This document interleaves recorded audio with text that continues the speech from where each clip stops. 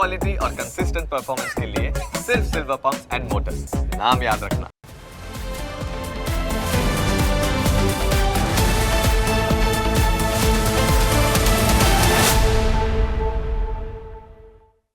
in association with Reliance Smart Bazaar.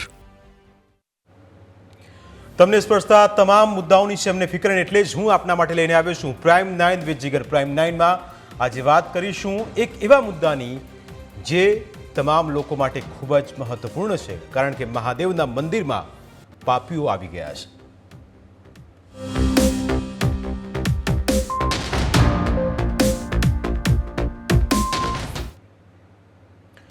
Shivratri પહેલા મહાદેવના મંદિરમાંથી આવેલી બે તસવીરો આપને હેરાન કરી દેશે. પહેલી તસવીર દ્વારકામાં આવેલા હર્ષદના દરિયા કિનારેના ભવાનીશ્વર મહાદેવ મંદિરની છે, જ્યાં શિવરાત્રી પહેલા આખું શિવલિંગ કોઈક ઉઠાવીને લઈ ગયું. કોણ હતું, કેમ એ આ શિવલિંગને લઈ ગયા એની ખબર નથી, પણ શંકા અનેક છે અને સવાલ એ પણ ઊભો થઈ રહ્યો છે કે આખરે મહાદેવ સાથે અને મહાદેવના મંદિરમાં આવું કૃત્ય કોણ કરી શકે. બીજી તસવીર અમદાવાદના સાઉથ બોપલમાં આવેલી સનસીસી સોસાયટીની છે, જ્યાં નાગેશ્વર મહાદેવ મંદિરમાં છેલ્લા એક અઠવાડિયાથી એક વ્યક્તિ આવે, પોતાના ખિસ્સામાં કચરો લઈને આવે અને ભગવાન પર જળની જગ્યાએ એક કચરો ચઢાવતો હતો. સવાલ એ થાય કે આવી માનસિકતા કોની છે, જે ભગવાન શિવને પણ છોડતા નથી? આવા લોકોને શૈતાન કહેવામાં જરાય સંકોચ ન કરવો જોઈએ, કારણ કે આ જ તમામ લોકો આ જ રીતના કૃત્ય કરીને ભગવાન શિવની જે મૂર્તિ છે, ભગવાન શિવનું જે શિવલિંગ છે, એની સાથે આ પ્રકારના ચેડા કરે તો સનાતન સ્વાભાવિક છે કે તેનો સ્વીકાર ન પડે અને એનો સ્વીકાર પણ ન કરે. અને એટલા જ માટે આજની આ ચર્ચા પણ કરવી છે. આજની આ ચર્ચામાં આપણી સાથે જોડાયા છે હિન્દુ યુવા વાહિનીના પ્રવક્તા વિશાલભાઈ ત્રિવેદી અને ભગવા ગ્રુપના પ્રમુખ હસુગીરી બાપુ. આપનું બંનેનું સ્વાગત છે. સૌથી પહેલો સવાલ હસુગીરી આપને, કે દ્વારકાની તસવીર આપે જોઈ હશે કે જે હર્ષદનો દરિયા કિનારો કે જ્યાં ભગવાન શિવનું મંદિર છે, અને એ જ મંદિરની અંદર વહેલી સવારની મંગળા આરતી થાય એ પહેલાં ભગવાન શિવનું શિવલિંગ કોઈક ઉઠાવીને લઈ જાય, અને એટલું જ નહીં, દરિયા કિનારે સુધી તેનો થાળો પણ પહોંચી જાય. સવાલ એ છે કે દ્વારકાની આ પવિત્ર ભૂમિ, હર્ષદની આ પવિત્ર જગ્યા અને એ દરિયા કિનારે આવેલું ભવાનીશ્વર મહાદેવનું મંદિર, અને ત્યાંથી કોઈ ભગવાન શિવલિંગ લઈ જાય, કેટલી ગંભીર ઘટના, કોણ હોઈ શકે આની પાછળ? આમાં વિધર્મીઓનો પૂરો સહકાર છે. વિધર્મીઓ સિવાય આવું કૃત્ય બીજા કોઈ કરી ન શકે. દેવભૂમિ દ્વારકામાં મહાશિવરાત્રી પહેલાં શિવ ભક્તોની આસ્થાને સૌથી મોટી ઠેસ પહોંચાડી હર્ષદના દરિયા કિનારે આવેલા ભવાનીશ્વર મહાદેવના મંદિરનું શિવલિંગ ગાયબ થતાં શિવ ભક્તોની લાગણી દુભાણી છે. શિવ એટલે શું છે? શિવનો આજ શિવરાત્રિનો કાલ લઈને અભિષેક, કાલ શિવલિંગ સ્વરૂપે પ્રગટ થયા, જ્યોતિ સ્વરૂપે પ્રગટ થયા. કાલ શિવરાત્રિ છે. શિવરાત્રિના આગલા દિવસે આ લોકો વિધર્મી લોકોઓ ક્યાં સુધી કૃત્ય કરી ગયા છે અને દરિયામાં પધરાવી દીધા છે, ત્યાં સુધીના પુરાવા મળી ગયા છે. તો આ લોકોને સજા મળે અને એને કાપી નાખો એવી અમારી ભગવા ગ્રુપ અધ્યક્ષ હસુગીરી બાપુ માંગણી છે અમારી. બાપુ, બીજી એક તસવીર પણ અહીં અમદાવાદથી સામે આવી. અમદાવાદ એવું કહેવાય કે સમૃદ્ધ શહેર છે, પણ આ જ સમૃદ્ધ શહેરમાં કેટલાક એવા લોકો રહે છે કે જેમને ભગવાનની શિવલિંગ, એમનું શિવલિંગ અને એમના પર જે જળ ચડાવાતું હોય, કોઈ જવ ચડાવતું હોય, કોઈ ફૂલ ચડાવતું હોય, પણ એક વ્યક્તિ આવે છે જે મંદિરમાં આવીને ભગવાન પર કચરો ચડાવતો હતો. તસવીરો આપ જોઈ શકતા હો તો અત્યારે તસવીરો આપની સામે છે કે જેની અંદર એક વ્યક્તિ આવે છે, ભગવાન શિવની મંદિરમાં જાય છે, પૂજા અર્ચના કરવાની જગ્યાએ કચરો ચડાવતી તસવીર સામે આવી. આ કેટલું હીન કૃત્ય! અને આ જે વ્યક્તિ છે એને સોસાયટીના આસપાસના લોકોએ બરાબરનો માર પણ માર્યો છે. પણ સવાલ એ થાય કે આવી માનસિકતા શા માટે અને કેમ આવું કૃત્ય કરવામાં આવ્યું હોઈ શકે? આ લોકો વિધર્મીઓનો હાથ આમાં મોટો છે. દ્વારકા નગરી કાંઠે આ જે ડિમોલિશન થયા બધાય, એમાં આ લોકો આપણા હિન્દુના ધર્મ સ્થાનો ઉપર આવા અધમ કૃત્યો કરી રહ્યા છે. એટલે આ વિધર્મીઓનો પૂરેપૂરો સહકાર છે. એના માટે વિધર્મીઓને ખાસ કડક ને કડક સજા મળે. વિશાલભાઈ આપણી સાથે જોડાયેલા છે, ભગવા ગ્રુપના પ્રમુખ છે, અને એમને પણ આ મુદ્દે તસવીરો બંને જોઈ. વિશાલભાઈ, સવાલ એ થાય કે આસ્થા સાથે જોડાયેલો વિષય હોય અને જ્યારે ભગવાન શિવની વાત હોય અથવા તો કોઈ પણ સનાતની ધર્મની વાત હોય, તમને યાદ હોય તો સુરતમાં જ્યારે ગણેશ પંડાલ પર પથ્થરમારો થયો, હિંમતનગરમાં રામનવમીના દિવસે જ્યારે યાત્રા નીકળે ત્યારે કેટલાક લોકો પથ્થરમારો કરે, અને શિવરાત્રિના એક દિવસ પહેલાં આ બે તસવીરો ખૂબ જ હેરાન કરનારી. પહેલી આપની પ્રતિક્રિયા, અને કોણ હોઈ શકે આની પાછળ કે જેમનો ઈરાદો આ પ્રકારનો હતો? આ ખૂબ જ ઘૃણાસ્પદ કૃત્ય છે, અને જે વ્યક્તિઓએ આવું કર્યું હોય એમનો ઈરાદો મારો એ છે કે એમને કડકમાં કડક સજા થવી જોઈએ, પરંતુ આ એક વિચારધારા છે. કોઈ વિધર્મી હોઈ શકે અથવા કોઈ વિધર્મીનો હાથ છે એવું કહેવા કરતાં એક ભારતમાં જ સનાતન વિરોધની એક વિચારધારા છે. માત્ર શિવજીના મંદિર ઉપર નહીં, મહાદેવ શિવના મંદિર નહીં, મા દેવીના મંદિરો, ગણેશ પંડાલો, નવરાત્રિના પંડાલો ઉપર, દુર્ગા માતાના પંડાલો ઉપર, કૃષ્ણ મંદિરોમાં, રામચંદ્રના મંદિરોમાં વારે વારે એક લાંબો ઇતિહાસ છે કે વારે વારે મંદિરોમાં મૂર્તિઓ ખંડિત કરવામાં આવે છે, મૂર્તિઓનું અપમાન કરવામાં આવે છે. દેવભૂમિ દ્વારકા એ સ્થળ છે કે જ્યાં મોટા પાયે દેશ વિરોધી પ્રવૃત્તિઓ ચાલી રહી હતી, ને દેશની સુરક્ષાને જોખમમાં મુકાય એ પ્રમાણેના બાંધકામ થયેલા હતા. એને ધ્યાનમાં રાખીને તંત્રએ ત્યાં ડિમોલિશનની પ્રક્રિયા હાથ ધરી હતી. એક કારણ એ પણ હોઈ શકે. બીજું કારણ એ છે કે અત્યારે કુંભમાં આપ જોઈ રહ્યા છો કે લગભગ 64 કરોડથી વધુ શ્રદ્ધાળુઓ, સનાતની શ્રદ્ધાળુઓ સ્નાન કરી ચૂક્યા છે. ભવ્ય રામ મંદિરનું નિર્માણ એના અંતિમ તબક્કામાં ચાલી રહ્યું છે. મહાકાલ લોક ચાલી રહ્યું છે. એ જ પ્રમાણે હિન્દુ અને સનાતન ધર્મની સંસ્કૃતિનો ભવિષ્ય અને એનો ભૂતકાળ ઉજાગર થાય તેવા કાર્યો કરવામાં આવી રહ્યા છે સંગઠનો દ્વારા. ઘણા લોકોના મનમાં, ઘણા લોકોના પેટમાં આનાથી તેલ રેડાયું છે, અને એવા લોકો, એવી વિચારધારાવાળા લોકોનો આ પ્રયત્ન છે કે હિન્દુ ધર્મને, હિન્દુ દેવી દેવતાઓને નુકસાન પહોંચાડી, હિન્દુ ધર્મની આસ્થાને ટોચ પહોંચાડી અને એમને કેવી રીતે ડિમોરલાઇઝ કરવા, એમને હતાશ કરવા. પરંતુ હિન્દુ અથવા સનાતની આવ્યા એક છોટા મોટા નાના નાના કૃત્યોથી હતાશ કે ડિમોરલાઇઝ થાય એમ નથી, પરંતુ હવે હિન્દુ સનાતની તેમને તેમની ભાષામાં જવાબ આપતા શીખી ગયો છે, અને ભવિષ્યમાં બહુ સારો, વધારે કડક જવાબ મળશે. બિલકુલ. એક અમદાવાદની તસવીર આપણે જોઈએ છે. અમદાવાદનો સાઉથ બોપલ વિસ્તાર છે, અને સનસિટી સોસાયટીની અંદર એક નાગેશ્વર મહાદેવનું મંદિર આવેલું છે. આસપાસના તમામ લોકો, વિશાલભાઈ, ત્યાં દર્શન કરવા માટે જતા હોય છે, પણ છેલ્લા અઠવાડિયાથી એક વ્યક્તિ, આ જે તસવીર તમે સીસીટીવી દ્રશ્યો જોઈ રહ્યા છો, એક વ્યક્તિ સતત આવે છે, અને કોઈને ખ્યાલ ન હતો, પણ જેવા સીસીટીવી ચેક કર્યા તો એની અંદર ખ્યાલ આવ્યો કે આ વ્યક્તિ ભગવાન પર જળ કે ફૂલ નહીં પણ કચરો નાખતો હતો. તમે પણ અત્યારે આ તસવીરો જોઈ શકતા હશો. પણ સવાલ એ છે કે માનસિકતા, આપે કહું કે વિચારધારાની વાત છે, અહીં માનસિકતાની વાત છે. શા માટે આવા પ્રકારના કૃત્યો કરવામાં આવતા હોય છે, અને એમની માનસિકતા પર જ સવાલ કરીએ કે એવું કેવું વિચારતા હશે કે ભગવાન પર જઈને હું કચરો ફેંકી આવું, ભગવાનની મૂર્તિ અથવા તો ભગવાનનું શિવલિંગ છે એને ઉઠાવીને ક્યાંક ફેંકી આવું. આ માનસિકતા જ કેટલી વિપરીત. શા માટે આવું કૃત્ય લોકો કરતા હશે? એમના મનમાં એવા વિચાર આવે કે કોઈ હિન્દુના ત્યાં એને કોઈ ભોજન પહોંચાડે તો એમાં થૂંકીને પહોંચાડવું, અથવા તો એમની પાસેથી ફાઇનાન્શિયલ લાભ મેળવવાનો પ્રયત્ન કરવો, પરંતુ તેમને બને એટલું મેક્સિમમ નુકસાન પહોંચાડવું, એમના દેવી દેવતાઓના અપમાન કરવા, મૂર્તિઓ ખંડિત કરવી. આ તો હજારો વર્ષથી, છેલ્લા 1400-1500 વર્ષથી ચાલી આવતી માનસિકતા છે. એટલે એ એમના મનનો જે ઉભરો છે, એમના મનના જે પાપ છે એ બહાર કાઢી રહ્યા છે. પરંતુ સનાતન એનાથી ભ્રષ્ટ થાય કે ચલિત થાય એમ નથી. સનાતન એમની વિચારધારા કરતાં ઘણો વિશાળ ને ગૌરવ પુરાણો છે. બિલકુલ. બાપુ, પ્રશ્ન એ થાય કે સનાતન, વિશાલભાઈએ કહ્યું કે સનાતન વર્ષો જૂનો છે અને એને ઠેસ પહોંચે એવી કોઈ શક્યતા નથી. એટલે જે પણ જેમના પણ ઈરાદા હોય કે આ રીતે આસ્થા પર ઠેસ પહોંચાડીને એમને દુઃખી કરીશું, એમને વ્યથિત કરીશું, પણ આ સનાતન છે.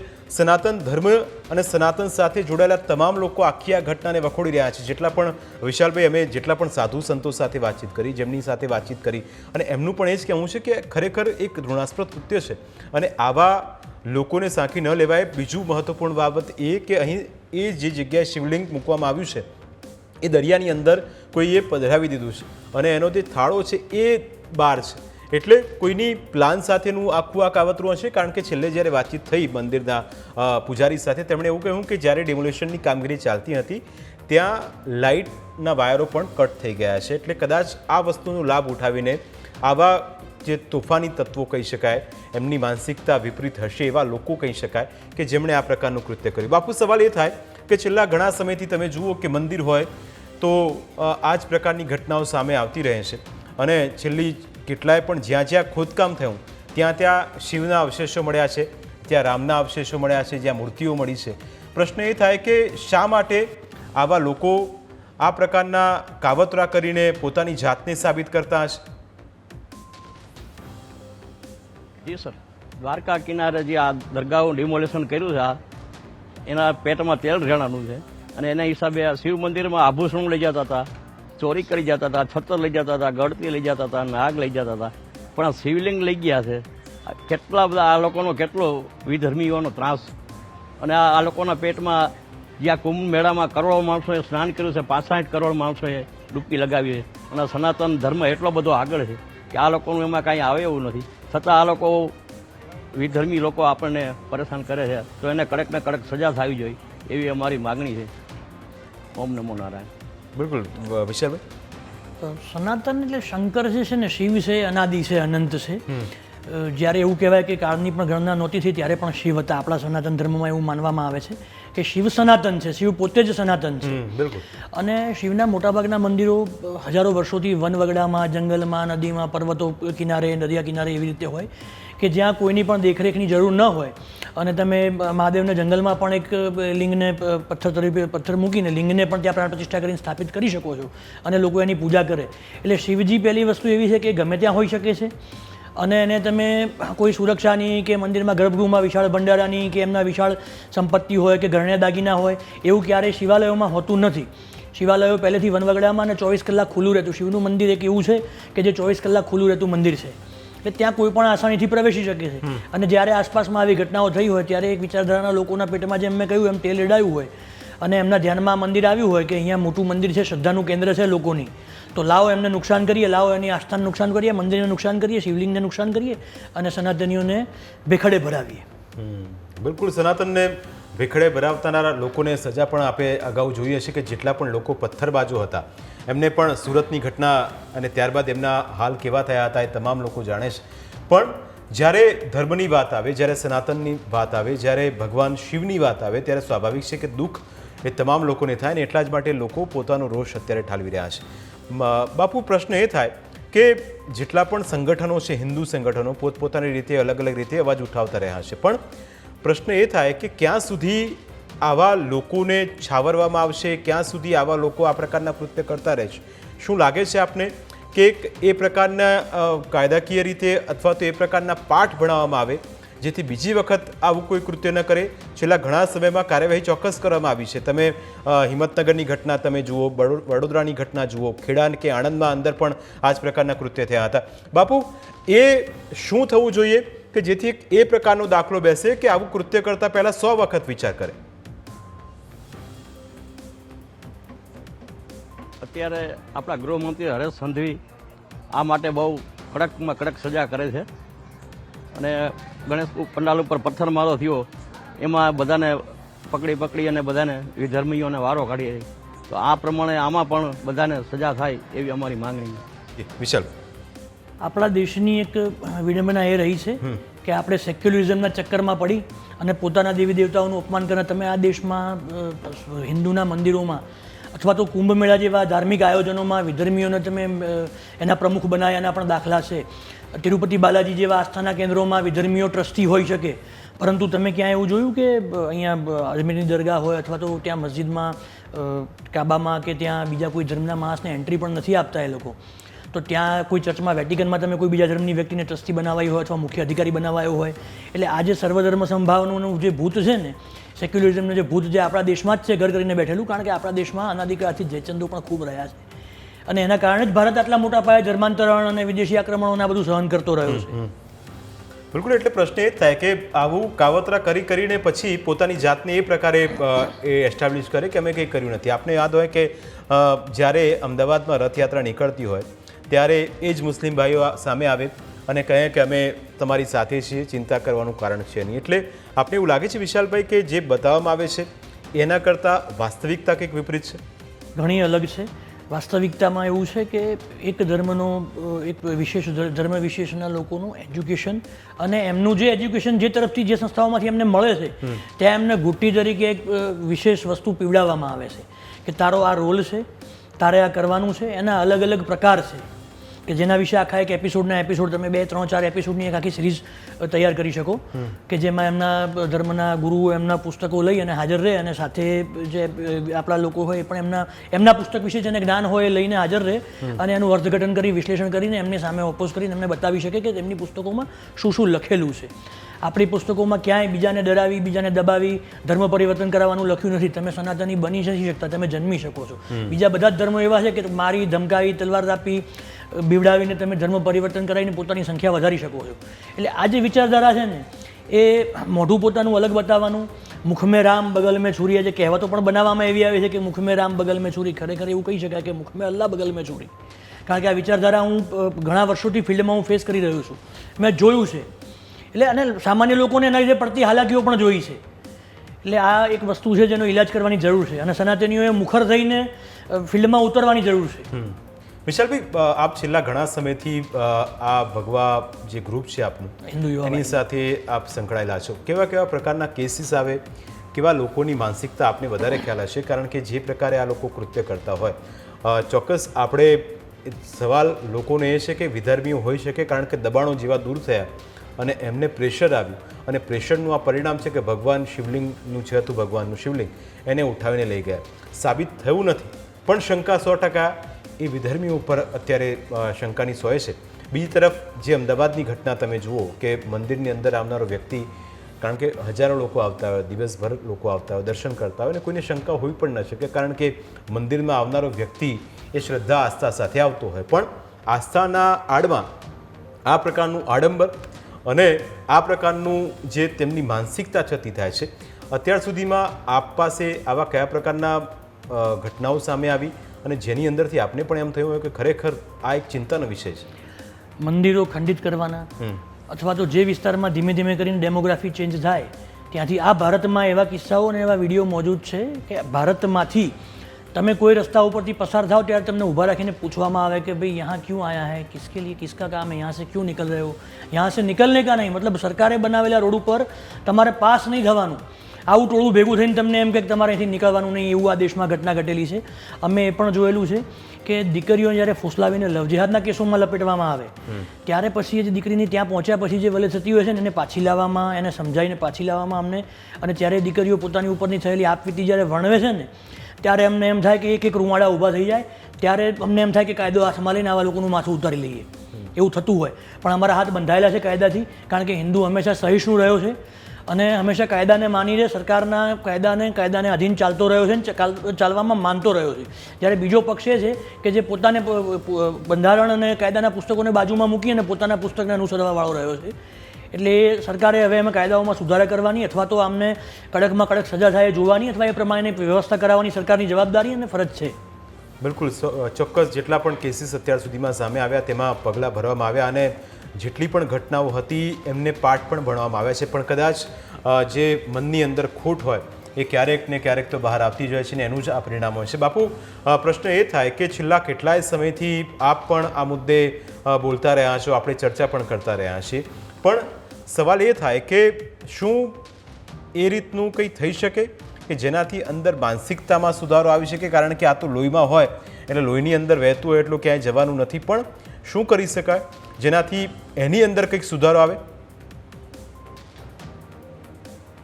આમાં તો ગૃહમંત્રી આપણે હર્ષભાઈ સંઘવીએ કડક ને કડક સજા કરે આ લોકોને, એવી અમારી માંગણી છે. અને આવા બનાવ બને અમે અહીંયા અમારું ગ્રુપ આખું બધું જઈ છીએ, અમે 100, 150, 200 જણા ભેગા થઈ અને અમારાથી બનતી મહેનત બધી જગ્યાએ કરી છે અમે. આવું બીજી વાર ન બને એમ.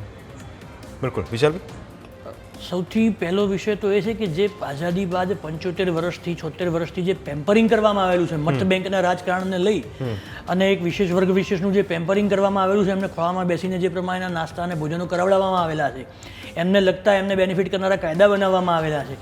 જ્યારે ભારત સરકારનું બંધારણ સર્વપ્રથમ એ કહે છે કે ભારતના નાગરિકો તમામ સરખા છે, અનુચ્છેદ 1 એવું કહે છે કે ભારતના તમામ નાગરિકો સરખા છે, તો તમામ નાગરિકોના સરખા હક હોય તો તમારે વકફ બોર્ડની અથવા તો મુસ્લિમ પર્સનલ લો બોર્ડની ક્યાં જરૂર છે?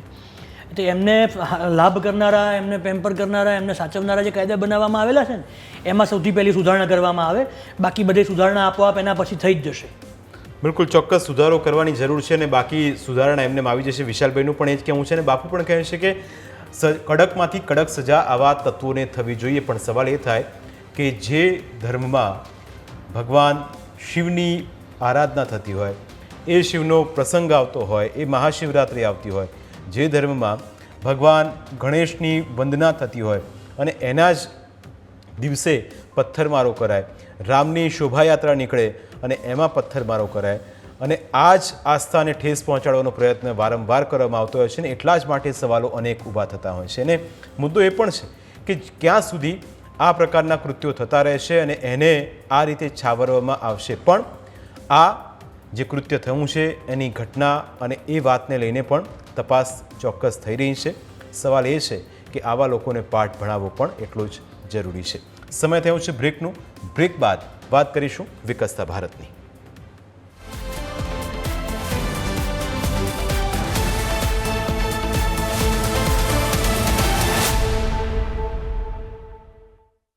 In association with Reliance Smart Bazaar.